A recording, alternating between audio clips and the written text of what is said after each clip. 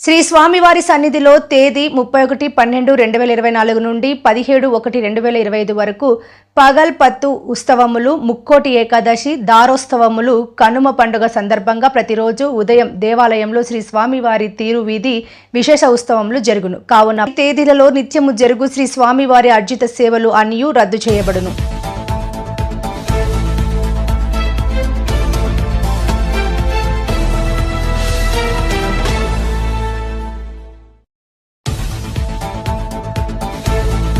शुभांगाय मंगलाय महोजसे सिंहशैल निवासाय श्री नृसिंहाय मंगलम. श्री श्री श्री వరాహలక్ష్మీ నృసింహస్వామి వారి సన్నిధానంలో ధనశుద్ధ ప్రతిపత్తని పురస్కరించుకొని ఈనాటి నుంచి ధనశుద్ధ దశమి వరకు పగల్పత్తు ఉత్సవములు జరుగుతాయి. అధ్యయనోత్సవం అంటాం దీన్ని. ద్రావిడ శ్రీ వైష్ణవ సంప్రదాయాన్ని అనుసరించి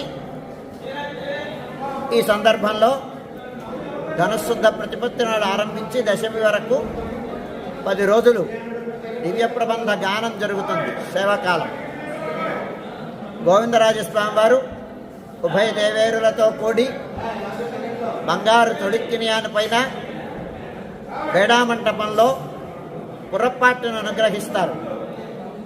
సుమారుగా చతుర్గమనంతో వయారి నడకలతో స్వామివారు ఓ గంట వ్యవధితో పొరపాటు ఉంటుంది. అయ్యవారి సేవ అంటాం ఇది. అదైన తర్వాత ఆస్థాన మండపంలోకి వేయించేసి ఆస్థాన మండపంలో విశేష ఆరాధన అయిన తర్వాత ధూపదీప సమర్పణం అయిన తర్వాత దివ్య ప్రబంధ సేవాకాలం జరుగుతుంది.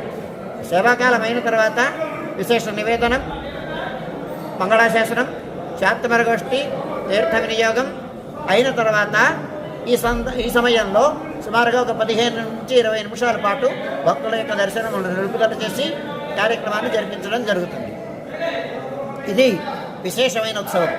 ఇట్లా ప్రతిరోజు అంటే ఈనాటి నుంచి ఆరంభమయ్యి ప్రతిరోజు దశమి వరకు అంటే జనవరి 9వ తారీఖు వరకు అధ్యయనోత్సవాలు, పగల్పత్తు సేవలు జరుగుతాయి.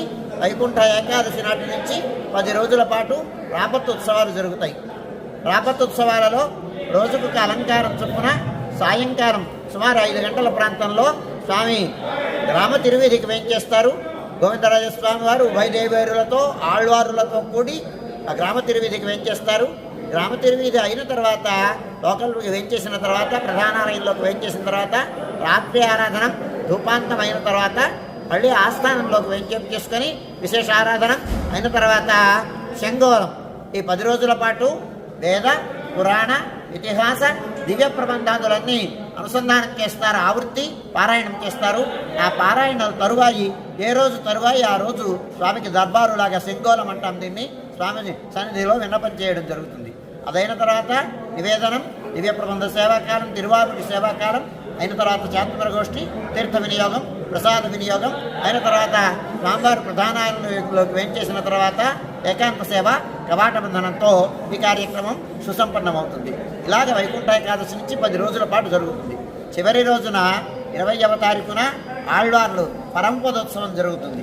ఆ పరమపదనాథుల అలంకారంతో స్వామివారు ధూపానంతరం తిరువీధి మహోత్సవాన్ని అనుగ్రహిస్తారు. గ్రామ తిరువీధి అదై వచ్చిన తర్వాత ఆస్థాన మండపంలోకి వేయించేసుకొని సేవాకాలం, శంగోలం సేవాకాలం అయిన తర్వాత ఆళ్వార్లు నమ్మాళ్వార్ల పరమపదోత్సవం జరుగుతుంది. తిరువీధి మహోత్సవం, బేడా తిరువీధి మహోత్సవం జరుగుతుంది.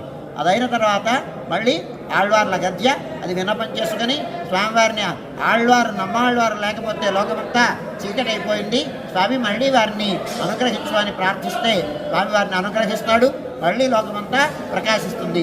ఈ ఉత్సవం జరుగుతుంది ఆళ్వార్ల పరమపదోత్సవం. అదైన తర్వాత మన్నాడు నూత్తందాది చాత్ అని హంసమూలని స్వామివారిని వేంచేపు చేసుకొని ప్రబంధం యొక్క సమాపనోత్సవం జరుగుతుంది.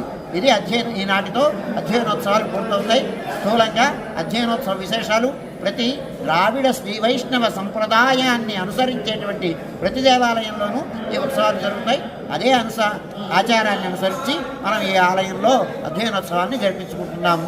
రండి, సేవించండి, స్వామి అనుగ్రహానికి పాత్రం కండి.